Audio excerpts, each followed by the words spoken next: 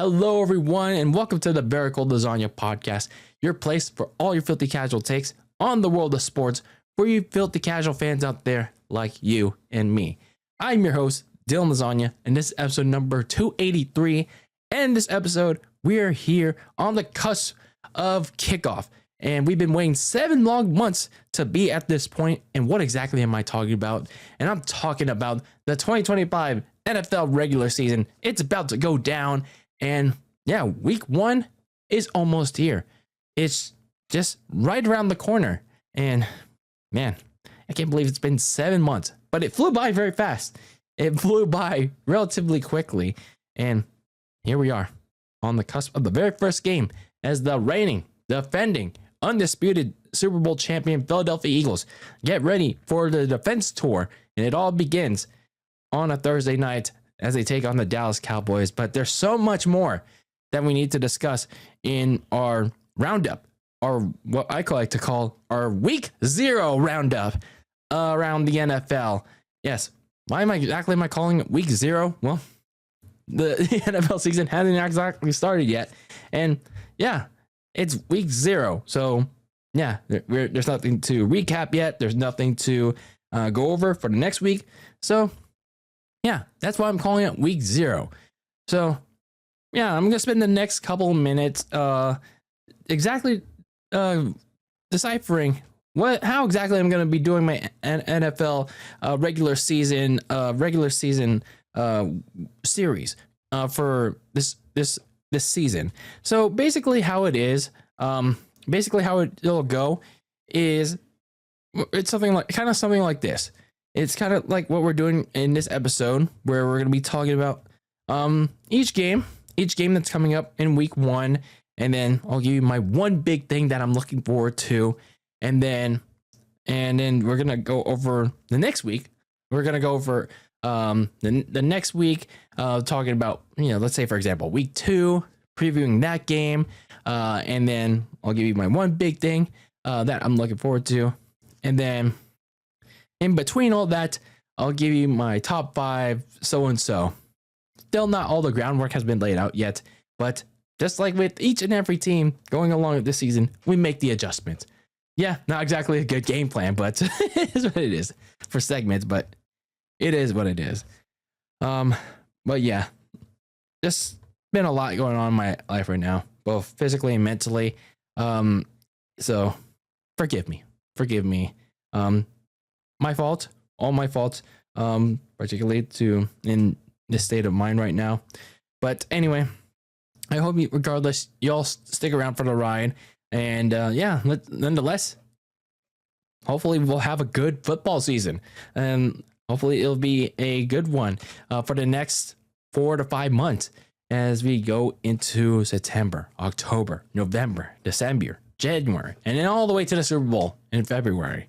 So I'm excited for Super Bowl and excited just for the NFL regular season in general, as well. I finally get to further distance myself away from the WWE and professional wrestling as a whole, because it's been butt cheeks since the previous NFL season ended. And oh boy, it's just gotten worse for the WWE and wrestling in general.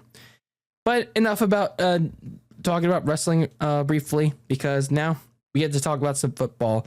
But before we do, just follow my socials on social media on Twitter and Instagram at Very Cold Lasagna, and wherever you get your podcasts, whether it's on Apple or Spotify, listen to the shows there. And as always, smash the like button, smash the subscribe button here on YouTube if you happen to be watching it on there, and then leave your comments down below, giving me your takes on what's going to go down in week 1 of the NFL regular season.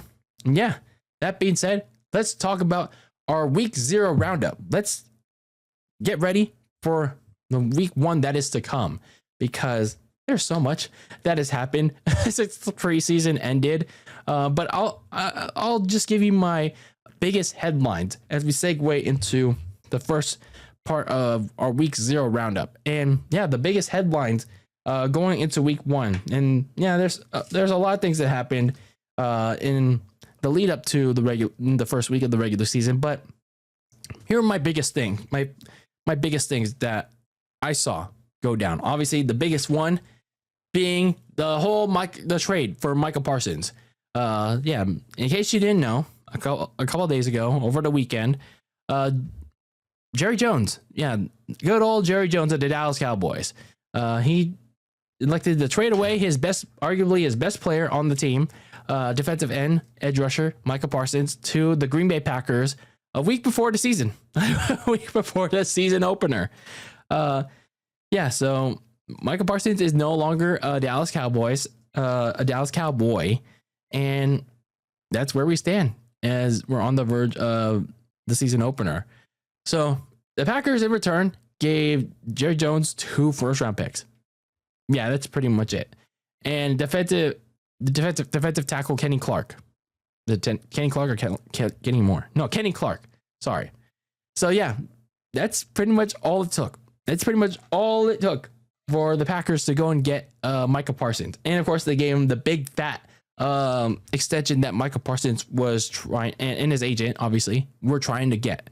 And honestly, when you're looking at those contract details, the extension details, it's honestly a little less than Micah Parsons was seeking with Jerry Jones. And I got to tell you, it makes Jerry Jones look really stupid at the end of the day. And I know we're talking about this pretty late, just a little under a week later, but regardless, this is still kind of news because it's just going into like a week out before they head out to Philadelphia. The Dallas defense, which was pretty suspectable, despite some of their key players coming back from injury last year. Yeah, like they just lost their best defensive player, and because Jerry Jones couldn't extend his player, even though he had the chance to for $10 million less last year, he just chose not to.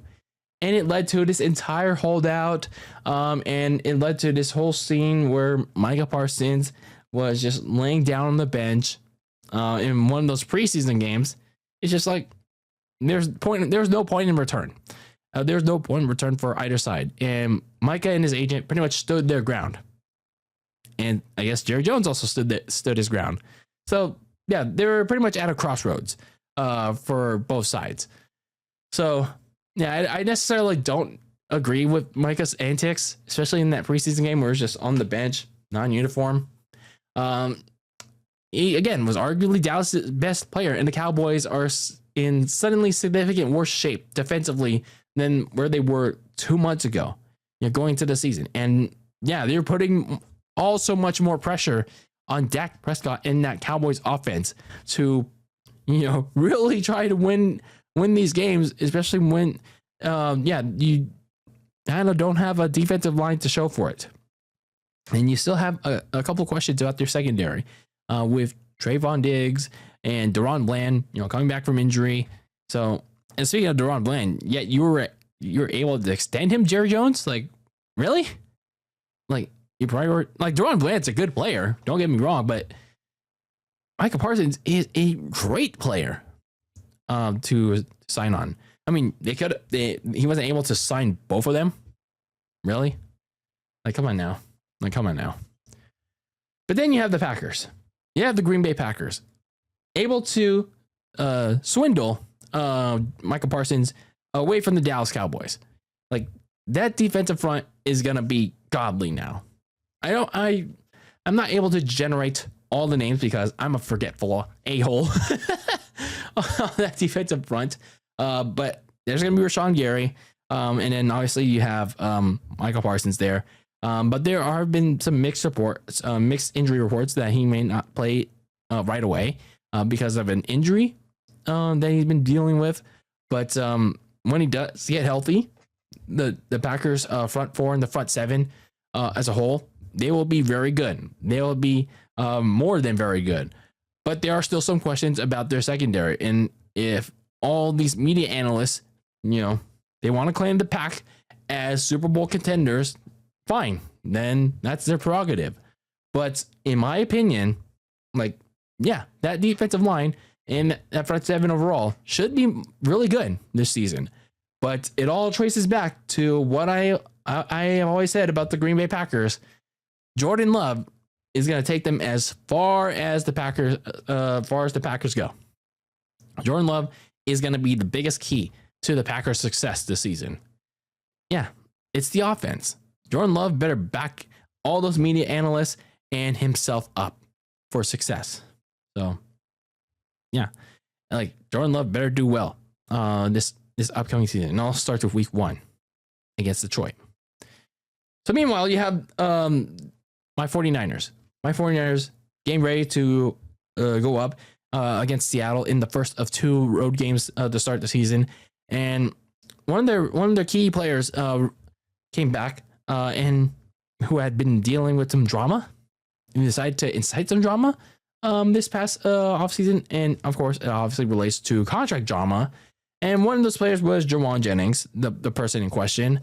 And yeah, Jawan Jennings, he had been in an impasse, not like a very bad impasse, but I mean like he's at an impasse of, you know, what his extension wants to look like. But at least the good thing is that he is practicing. He's at least, you know, participating in them, and he was at least back at practice after a month off from a calf injury, if I remember correctly. So that's the good news. He's at least practicing. But here's the bad part about Jawan Jennings and his pursuit of a contract extension. So from what I remember reading from a tweet or whoever reported it, apparently Jawan Jennings wants $20 million for his however long is it like extension was, like 2 to 3 years, $20 million a year. Am I getting that right? $20 million per year. No.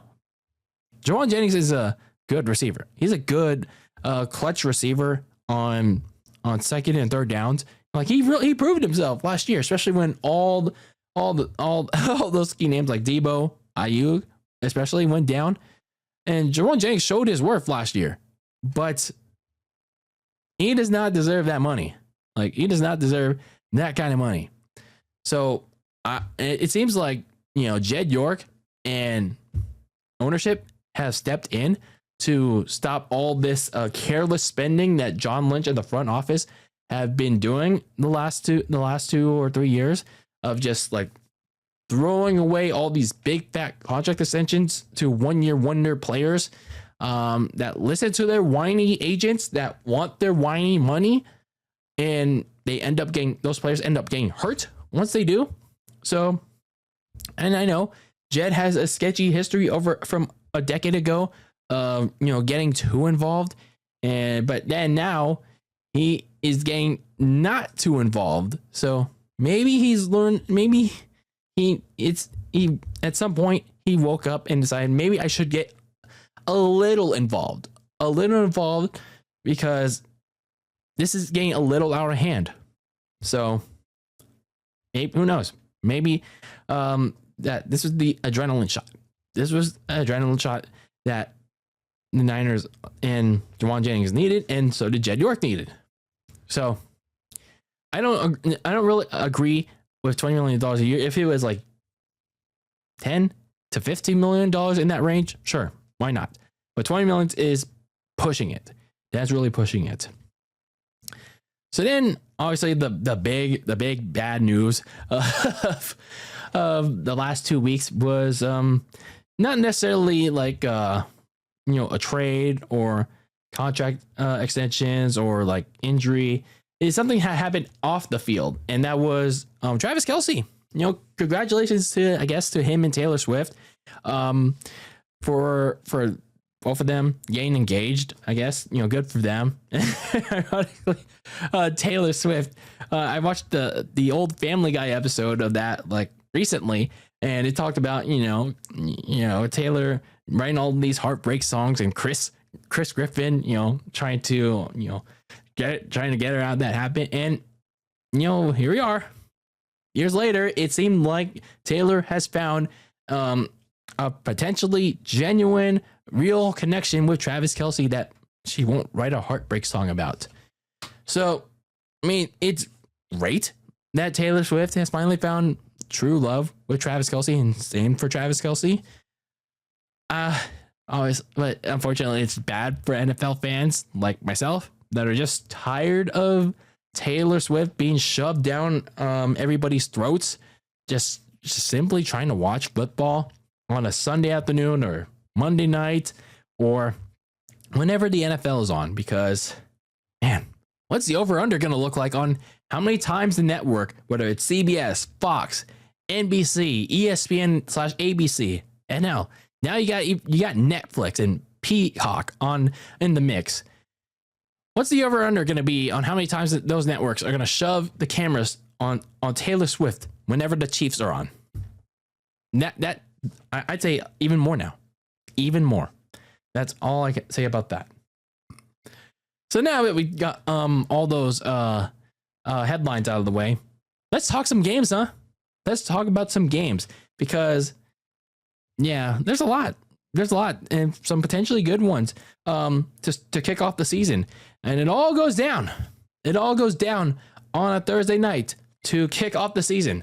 Like I said earlier, to start the episode, we got a barn burner in the NFC East as the Philadelphia Eagles begin their Super Bowl title defense tour against the Dallas Cowboys as they raise the banner, as they raise the flag, promoting their Super Bowl 59 title. So, yeah, for the Philadelphia Eagles, obviously the big thing about their upcoming season and this upcoming game is the beginning of their Super Bowl title defense tour. Like how are they gonna perform in this game? How are they gonna kick this off, especially with Jalen Hurts being with his fourth or fifth offensive coordinator ever since he entered the league? So yeah, a lot of old offensive coordinator changes. So how is Jalen Hurts going to do? And of course, the defensive adjustments with so many names either leaving or retiring in that defensive line, and then you still have a question mark on Cooper DeJean's opposite side of the secondary. So some things to figure out as the Eagles begin this title defense. Meanwhile, for the Dallas Cowboys, obviously, that defense. How's that defense going to look after Micah Parsons got traded? So, not much else to say about that. Oh, yeah. You also got the debut of head coach Brian Schottenheimer. How's Dak Prescott going to look after he returns? So, a bunch of questions for the Dallas Cowboys as they try to hopefully and potentially unseat the Philadelphia Eagles and hand them an upset loss. Then you got a Brazil game that's at least a positive for the NFL to kick it off. That's going to be free on YouTube. What a surprise there. That's pretty surprising that we get a free game, like a completely free, like no asterisks. It's free on YouTube. And that's the game in Brazil between the Kansas City Chiefs and the Los Angeles Chargers. Obviously for the Chiefs, I mentioned this in my season preview of them. This is the beginning for them of how are they gonna handle the adversity? How are they gonna handle the copium of losing a Super Bowl, not just a Super Bowl, losing that kind of Super Bowl in that fashion against the Eagles? Like, how are they gonna bounce back from that? They had a pretty good offseason though, a pretty good draft, and try to keep their momentum, keep some of their core intact, but obviously there's still a few pieces getting a little older. And then you have the suspension of Rashee Rice, which is going to impact the offense a little bit, but they still got Patrick Mahomes. They still got Andy Reid, but you also have Travis Kelce potential on his last legs, and maybe the engagement might be a bit of a distraction.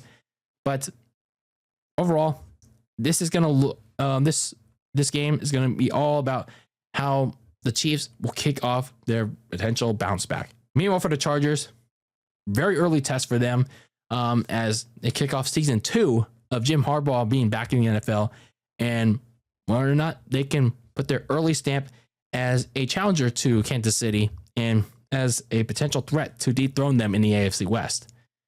Then we get to the Sunday slate of games as we look at the early morning portion first, as the Tampa Bay Buccaneers take on the Atlanta Falcons in another divisional battle, this time residing in the AFC South. So looking at the Bucs in this game, obviously, well, first of all, for both teams, this is a good shot for either one of these teams to make a statement on either one of them in their claim for the NFC South. Obviously, still pretty early, as we learned last year with how things panned out in that division. But looking at the Bucs first, Baker Mayfield, just like with Jalen Hurts, is going to be dealing with yet another new offensive coordinator and how he adjusts to that in this first game and, as the weeks go along. So a lot of learning once again for Baker Mayfield as he enters year number 3 as the Bucs captain at the helm. Meanwhile, for the Atlanta Falcons, we saw 3 games under the new full-time starter, Michael Penix Jr. last year as a rookie. Now we're going to get to see how the new QB1 in year 2 starter, Michael Penix. So yeah, I'm actually intrigued on how Michael Penix Jr. is going to do. He actually saw some decent potential out of him in those 3 games, especially in that playoff implicating game against the Commanders on Sunday night late in the year. So there are some interesting things that are going to happen in this game for Penix Jr. I'm not sure if he played a game in the preseason, but I'll be interested to watch what he does in this game against Tampa. Then we have another division game. Yeah, 2 straight division games to kick off our slate as the Cincinnati Bengals take on the Cleveland Browns. And oh boy, for the skid marks. Yeah, this quarterback carousel is probably gonna be going all season long. And it kicks off with Joe Flacco. He was named the starter a couple weeks ago over Jeff Driscoll, Kenny Pickett, and Shadur Sanders.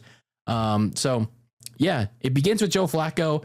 Might as well trust the veteran, and might as well go with the hand that got you back to the playoffs like 2 seasons ago. So why not? Meanwhile, for the Bengals, you got to be praying for hope. You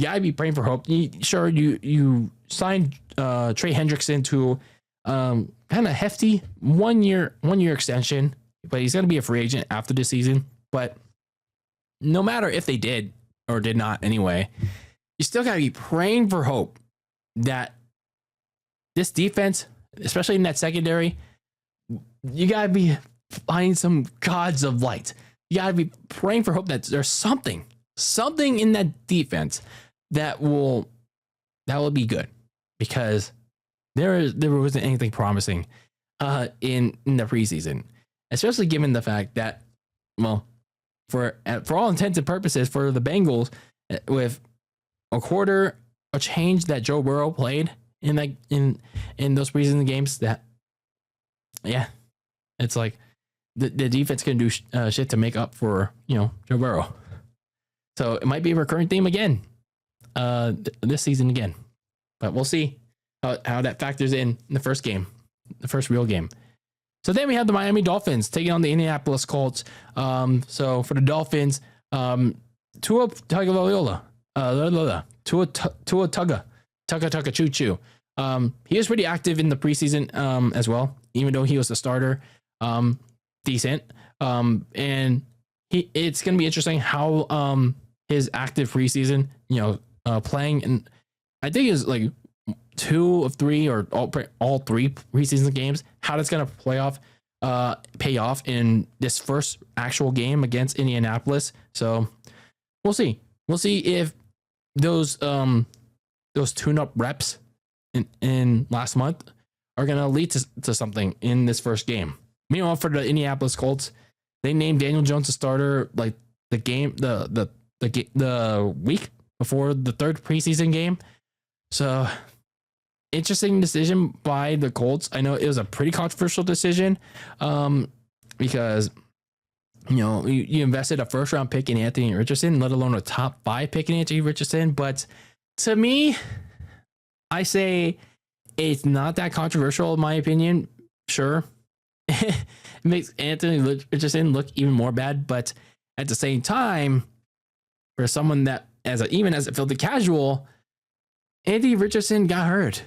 Anthony Richardson, he got injured in his rookie year. He missed 5 games, and then he got hurt again in the second year, and he didn't exactly played lights out in last year. So it's also an interesting decision because Daniel Jones is not exactly the best starter either, because he was very bad in New York with the Giants. But maybe it's the Colts being desperate. I don't know. But it'll be interesting how Daniel Jones plays out. So this should be a fun watch for the wrong reasons for the Colts. See how it blows up in their face. Then you have the Carolina Panthers traveling up to the land of all elite to take on the Jacksonville Jaguars. For the Panthers, they had some activity in the offseason, but it's going to be interesting how that defense performs, because there wasn't really much to do. There wasn't really much activity spent on that defense, and I'm interested to see how Bryce Young kicks off a potential follow-up to his late season surge last year, because he really picked it up. Meanwhile, for the Jacksonville Jaguars, they are also one of those teams that played their starters heavily from the jump, and how that will pay off here in their first game of the year. How's it going to pay off? Also, especially, I forgot to mention one thing. How will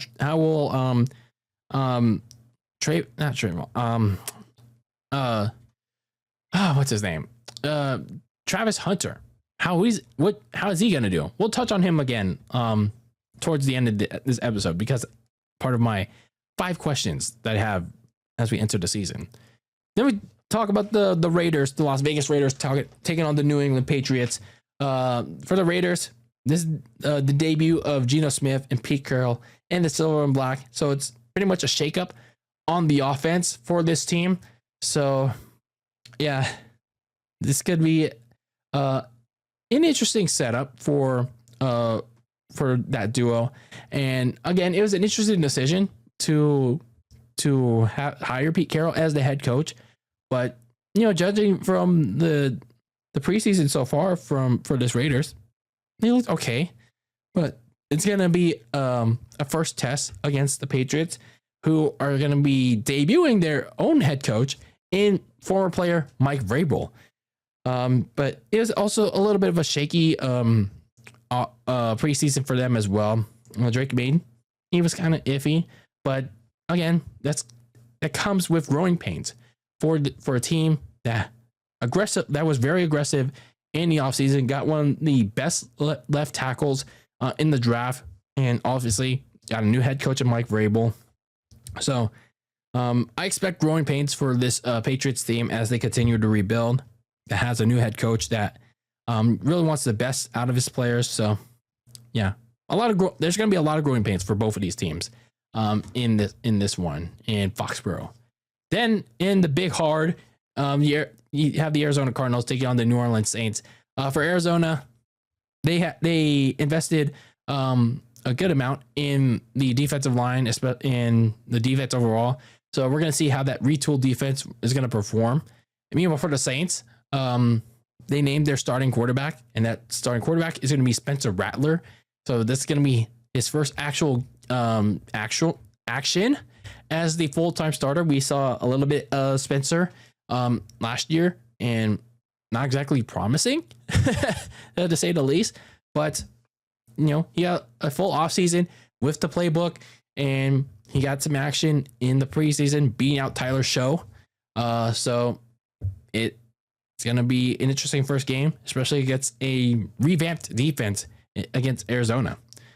Meanwhile, you have the Pittsburgh Steelers taking on the New York Jets in a game where Aaron Rodgers is likely going to be hated in, because, Aaron Rodgers is returning to the place where he got traded to, the Gang Green, the Meadowlands, and he tore his Achilles there, he exactly didn't do well in the follow up, and he mutually agreed to get released by the Jets. And yeah, that reaction when he first steps onto the Gang Green side of the Meadowlands, it's going to be an interesting watch. Meanwhile, another player that is going to be an interesting watch is Justin Fields. He wasn't spectacular in the preseason, but it'll be an interesting watch because he's playing his old team from last year. He played like 5 or 6 games as a starter before Russell Wilson took over. And he had a very mixed preseason, but this is the real action now. How is he going to fare against a team that he previously played for and he kind of knows fairly well? So this is also the debut of Aaron Glenn as a head coach. So this might be one of those sleeper games in week 1. But again, it's week 1 after all. So then we have the New York Giants taking on the Washington Commanders in another NFC East divisional game. And for the Giants, they're still a relatively bad team. Russell Wilson is the starter, so you get a little bit of experience there. They have a lot of question marks around that team. Who knows? Maybe we are overlooking that team. It's a very bad team, and obviously, we're going to be forming the questions of, well, when is Jackson Dart going to play? Because he looked really good in the preseason. But for now, it's Russell Wilson at the helm, and how it performs against a uprising Commanders team. And obviously, the big story about this one is how Jayden Daniels is going to kick off his follow-up year 2 to a great rookie year last year. And I'm expecting big things for Jayden Daniels this year. So going into the late afternoon slate of games, when we have the Tennessee Titans taking on the Denver Broncos in what should be an exciting matchup, which is unfortunately not televised in this area because of, another certain game I'm getting to next. The Titans, this is the regular season debut for the first overall pick, Cam Ward. So this is going to be his first real action. So I'm interested to see how he does against a very game Denver defense. But on the other side of that coin, you have Bo Nix, the top 15 overall pick from last year. Bo Nix, he had a late season surge last year, looked pretty good up until that Bills game, but I mean that comes with experience. But it'll be interesting to see how he looks in his second year follow up to a pretty good rookie year last year. So expecting also good decent things out of Bo Nix heading into his year 2 and having learned more things in the ensuing offseason from the last several months. Then we have my San Francisco 49ers taking on the Seattle Seahawks. This is going to be Brock Purdy's first real game under that brand new big fat contract. And well, whether or not that offensive line can fucking protect him, just please for once, give that man a real offensive line. Hopefully, for the prayers of God, that man could be protected. Meanwhile, for the Seattle Seahawks, this is going to be Sam Darnold's first game as a Seahawks with also a big fat contract. So for the 12s, they're going to be expecting a lot out of Sam Darnold heading into this season and into this first game in the Emerald City. Then we have another premier game in week 1, and as the Detroit Lions taking on the Green Bay Packers.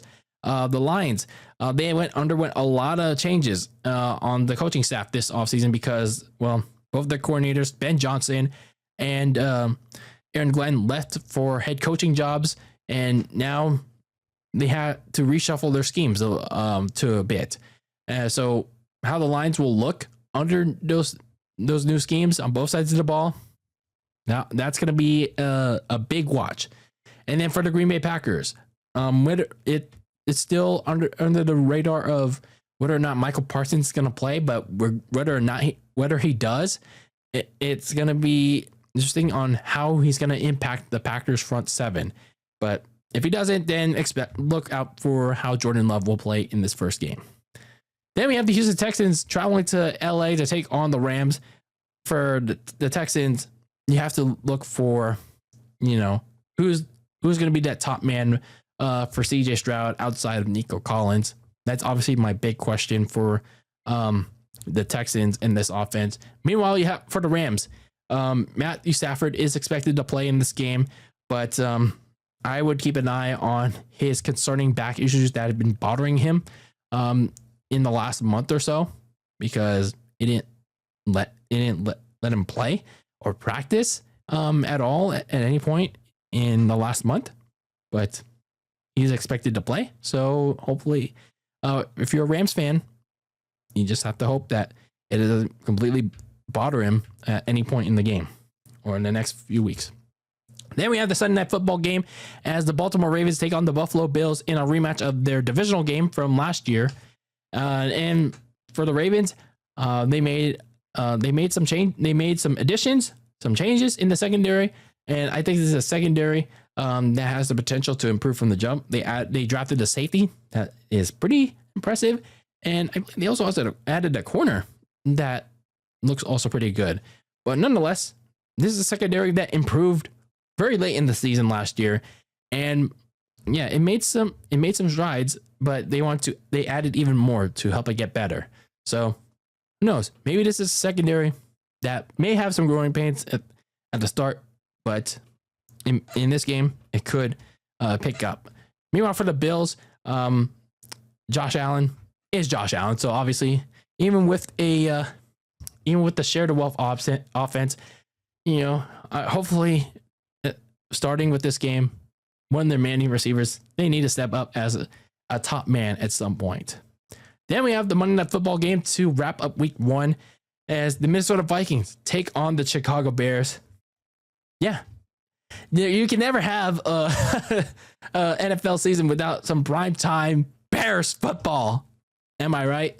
But anyway, for the Vikings, obviously the big story from this past offseason going to this point in the year is, them abandoning Sam Darnold, letting him walk to Seattle, and then now inheriting, giving the keys to the car to JJ McCarthy, their first round pick. I'm not sure what pick it was, but anyway, their draft pick from last year, JJ McCarthy, he's starting in his first real time action as the full-time starter. So yeah, going to be a big test for JJ McCarthy very early on as the Bears. This will be the real head coaching debut for Ben Johnson, and they looked pretty all right in the preseason. Obviously, you can't really get a full gauge of how Ben Johnson and his offense, as well as the entire team, are in preseason because they don't reveal everything when it comes to their schemes, their plays in the preseason. But they're going to reveal all that in the regular season in this first game, and well, it's going to also be a challenge, both a positive and potential. Well, we'll see if it'll be a negative for Caleb Williams, especially going to a big year 2 for him. So yeah, those are my one big story for each team. The slate for week 1 for the first week of the NFL regular season for this year. Can't believe it's already here. So before we wrap up this episode, I just want to talk about, my biggest questions, my top 5 questions so far, at least. I'm probably going to have more going along the way. My biggest questions that need answering going into this upcoming season. Obviously the number 1 question is the Chiefs. Obviously, everyone is expecting the Chiefs to win another Super Bowl, but obviously they lost a Super Bowl. Everyone expected them to eat, sleep, conquer, the repeat last year, but they didn't. They got they ate, slept, but got conquered by the Eagles. So they're subject to a potential curse. The curse that is riddled by the many losers of the Super Bowl. I mean, yeah, the Chiefs, they have a great quarterback, they have a great coach. But at some point, I mean, I'm not trying to curse them. It's just, things that happened to previous teams. But can the Chiefs defy the odds again and potentially win another Super Bowl or make the Super Bowl at least?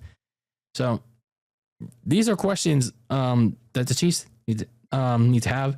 They did reshuffle their offensive line. They did add some really good players to it, but there are plenty of questions. Like, is Travis Kelce, have one more run in him? Is their secondary a little bit more improved? Has all these losses that the Chiefs incurred, like in the offseason, going to impact them much? We'll see. And then Michael Penix, I touched on him when I was talking about that Bucks Falcons game. How's he going to perform in his first real season as a starter? He only played 3 games last year, replacing Kirk Cousins, and he did have a meaningful game in those 3 starts against the Commanders in a playoff implication game on Sunday night in Washington. So he at least has that experience. But this is going to be his litmus test. We all know how things went, like in a kind of similar-ish way with Trey Lance. Fans can attest to that.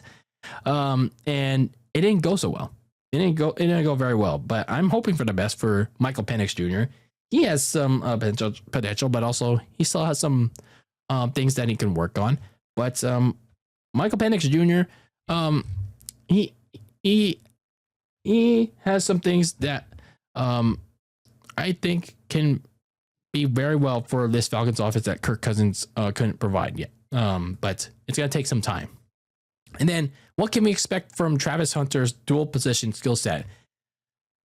I haven't seen much of what he did in the preseason. Like, did they play him at receiver? Did he play at corner throughout the preseason? Someone can enlighten me on that. And it's going to be interesting, like how the head coach will. I don't have the head coach's name on a whim right now, but nonetheless, how they utilize him, like at different points, like because he could, like I said, he could play both. So, what are they going to use him in certain positions at his receiver spot or in his corner spot? I'm intrigued, and also going to be interesting on like what he wants to do, and where he wants to do it. So, I'm interested, like I'm intrigued on his expectations at his like multiple positions. And then for the Saints, they made Spencer Rattler the starting quarterback for now, at least. But can there be a glimmer of hope from Spencer or from Tyler Show? This Saints team led by the new head coach, Kellen Moore, can there be a glimmer of light, a glimmer of hope from any of the quarterbacks in that starting QB room? Well, there are 18 games. There are 18 weeks of the regular season. And, well, for the Saints, as I mentioned in my preview of them, they have to embrace this rebuild, whether they like it or not. And they got to find some kind of solution to that QB room. And if it's not there, well, they got to embrace that tank as well. And which team is going to be a dark horse, deep playoff contender? Because, looking at the field in the NFC, I mean, who knows? There might be a couple of them, like maybe Atlanta, maybe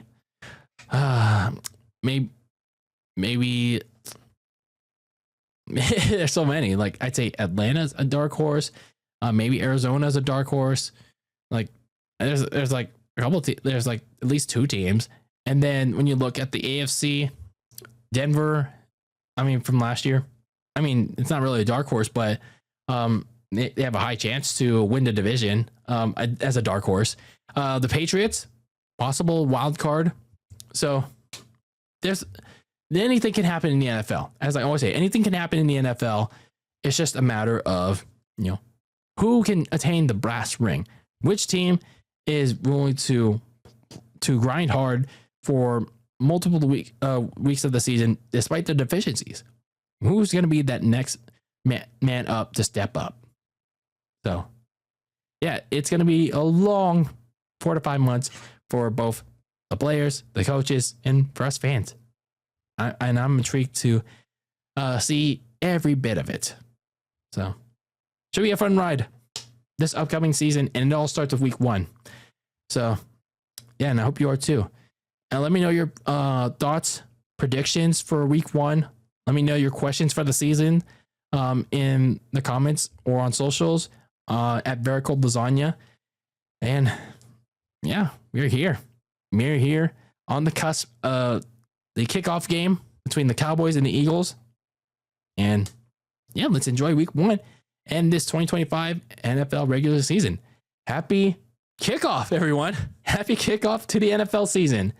And let's enjoy it. Let's enjoy it. Anyway, thank you for tuning in to this episode of Very Cold Lasagna, episode number 283. I have been your host, Dylan Lasagna. Thank you for tuning in. And as always, keep the lasagna very cold in the fridge with your takes on the world of sports. And until I see you, when I see you in the next one, peace out.